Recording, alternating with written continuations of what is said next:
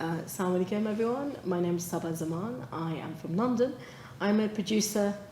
Assalamu alaikum everyone, my name is Saba, I'm from London. I'm a producer and journalist, and I primarily make documentaries in religion and ethics and social issues for the BBC and other major networks. Assalamu alaikum, I'm Sanjana. I'm also from London. I'm a researcher with the Influencing the Corridors of Power project based at SOAS, University of London, where we actually work with Parliament and in the higher education field as well to create more deliberative democracy on various policy areas. So, Sanjana, I think the question we've been asked is, what's it like being a Muslim woman in the UK? What do you think? Well, I think we're quite fortunate being in a place like London, which is very diverse and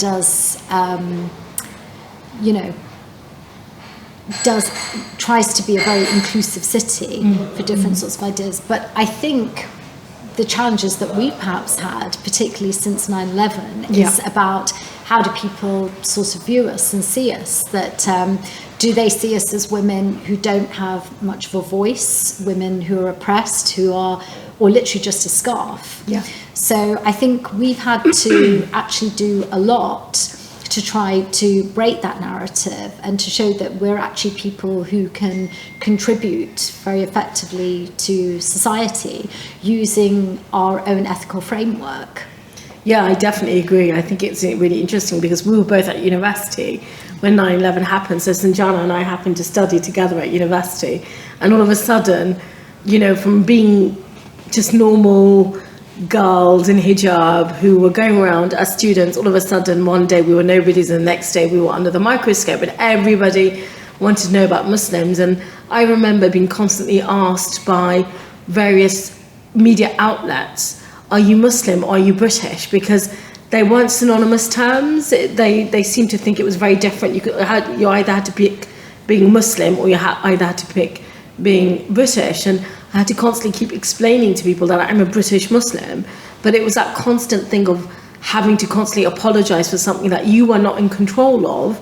But also that for me was the turning point of realizing that because there's this narrative in the media, this kind of stereotype narrative of Muslim and Muslim women, but Muslims in general, what do we need to do in order to change that? And that was really the starting point of me wanting to join the media, because I thought if somebody needs to make a change, you have to join something, you have to be part of a system in order to change that system, rather than being an armchair critic, which we can all be. We can all sit down and criticize and think I can do it better, but really the only way you're really going to make change is by being part of a system.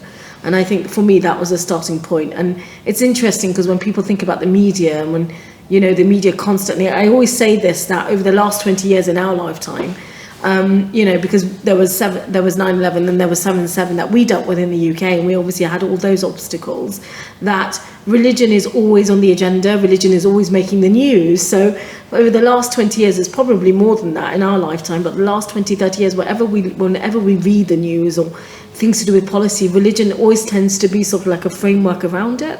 And I think, when it comes to the media, about getting Muslims in the media, there's always an interest of getting more and more Muslims, but also getting more women involved in the media, I think is always also really important. So, but yeah, you need to be part, I honestly believe that you need to be part of a system in order to make some kind of influence or contribution to it.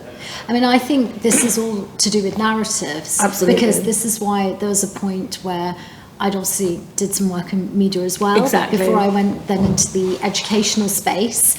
At times, it's quite interesting as well because people expect the media space to be very politicised without realising how politicised education is as well, and how that contributes to the narrative from a very early age, actually. So the sorts of biases that people start to have too. And then you start to realise why policy, therefore, is very important in the implementation of that. So I've had that sort of experience of the different narrative areas of whether it's media, whether it's education, now in the policy space. But knowing that actually as Muslims we should have that confidence, particularly as women, to enter that space. I think we always tend to second guess ourselves very much, but we can be effective in that and be part of the narrative. And I've certainly seen that as well in Parliament, that there has been a greater understanding that we should have a space there. So with a greater understanding now as well that there need to be greater global south voices too, that in this whole dichotomy of global north, global south, it's actually we're part of the global majority really. So in that way, I think I have seen an openness to engage with us in policy and in Parliament, but there does need to be much more done. There are many sort of class barriers as well that sort of exist. So we're kind of trying to break a number of ceilings, I feel like, as women, as Muslims, on the class arena as well.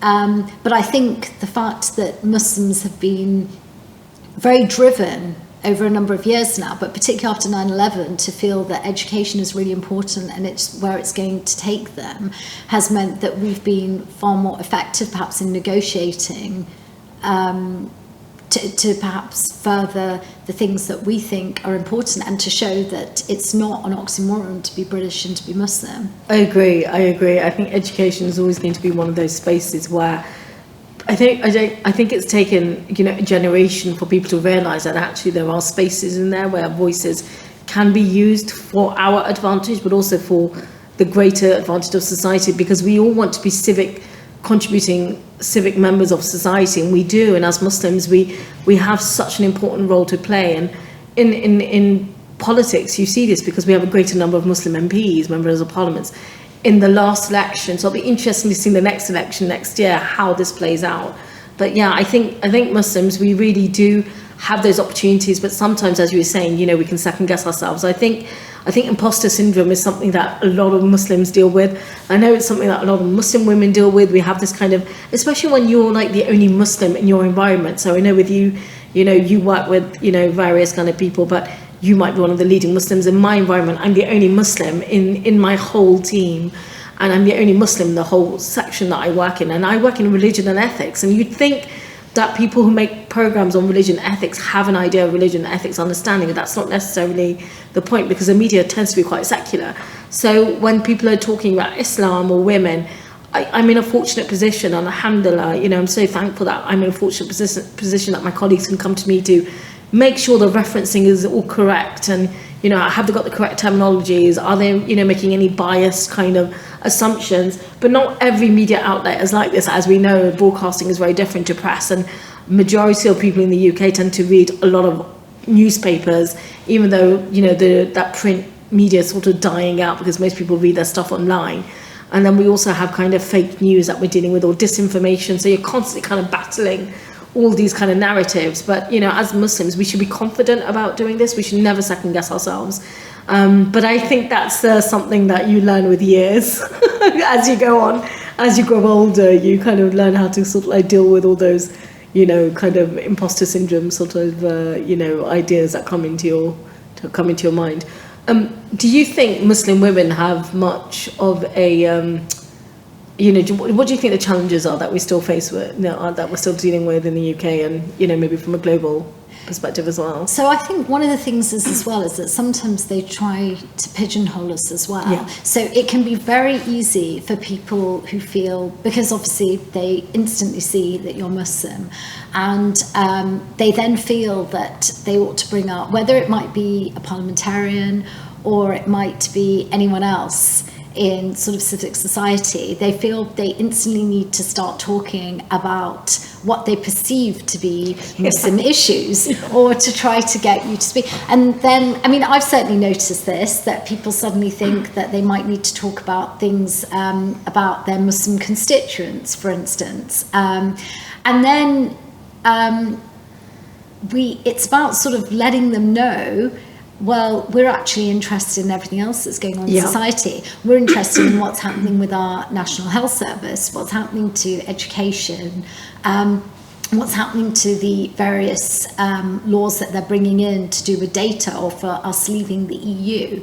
So that's perhaps something then, certainly I've noticed about then turning the conversation around and just letting them know that yes, we're as sort of as British as anyone else. Yeah. We have British concerns, and we also have certain localized concerns too. So, for instance, in my area, we don't have a tube station, which is a bit of an anomaly in like London, but it's like saying, no, we actually don't want that because we think it might cause problems with conservation in our area.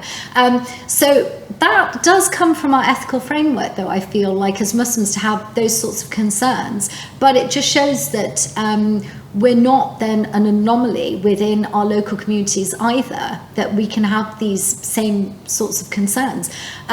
And it's also interesting as well, given the fact that sustainability has become such a big agenda issue at the moment, right? So it's sustainability, trying to have less rapid economic growth, not wasting. So, and again, as like Muslims, we know so much about the fact that we should be caring for our environment, for all living things. We shouldn't be people who are therefore wasteful. So actually, there's so much that we, from ourselves, could actually contribute to this very large agenda that's taking place at the moment. I completely agree, especially when you look at sustainability, because Muslims are, we know we're meant to be stewards of the earth. And this is a command in the Quran. And it's really interesting because I did a program last year on Ramadan. It was called Green Ramadan. And I always find Ramadan really interesting globally, wherever you're from. But obviously, we celebrate Ramadan in the UK. And Ramadan is meant to be this month where you are thinking about those who are less fortunate. But it's about your recovenant with God. It's like you're reestablishing your recovenant with Allah. And you're, going through a spiritual phase. And then you fast for Allah alone, but then also there's these other reasons why you fast, and you can cut back on sort of like your meat consumption and, your food consumption, or, just consuming your phone on a daily basis. But it's again, an oxymoron, because we eat more in Ramadan than any other time of the year, even though we're fasting. But what's also interesting is in the UK, you look at the Ramadan economy, and I think last year, don't quote me on this, but approximately the Ramadan economy just for 30 days in the UK is about £250 million. And that's just in 30 days. And this is how much Muslims contribute to the economy. And so you look at it from a global context, we're in the UAE, and obviously I'm sure the economy is, tenfold than what we offer in the UK. So it's really interesting because, we are meant to be stewards and stuff. And then we did this program called Green Ramadan. And it was looking at how do you have a sustainable Ramadan? So whether it's like not wasting, not overindulging in food, whether it's going plant-based, or whether it's, less plastics, using crockery and stuff. And especially when we do iftar and everyone's together, everyone sort of brings a dish, and because, mashallah, I think we're so lucky in the UK, because as you spoke about, the fact that we have freedom to practice our faith in the UK. There is no restrictions. You can wear hijab, and there's no problem. And a lot of like my workplace has a prayer room, and so you're Muslims included in every kind of facet of society, and so you're part of the fabric of society. And we also have a responsibility to also give back to that, to the society as well. So I always find it really fascinating when you look at things like Ramadan and worship, and how we how we contribute to that model, really. I mean, it's been interesting as well, because you see how various corporate other interests have realised there's a sort of market, a Muslim market. Completely, so not just in terms of only Ramadan, but in terms of like clothing, particularly for Muslim women and sort of other areas. Like modest fashion now is everywhere. Yeah. But I think this is also then an opportunity for us as well to sort of say that how much are we going to sort of maybe fall prey to all of this, or can we be stewards and all of this to kind of say and claim, and claim ownership and just ourselves, say that are we okay with this? Like, do we feel okay with the sort of food outlets that might be targeting us, or the various sort of clothing outlets? Like, what do we actually think about the sorts of policies and ethics that these companies have, and does this therefore become an opportunity for us, knowing that we're actually a market, to find a way to promote better sort of ethical business practices too?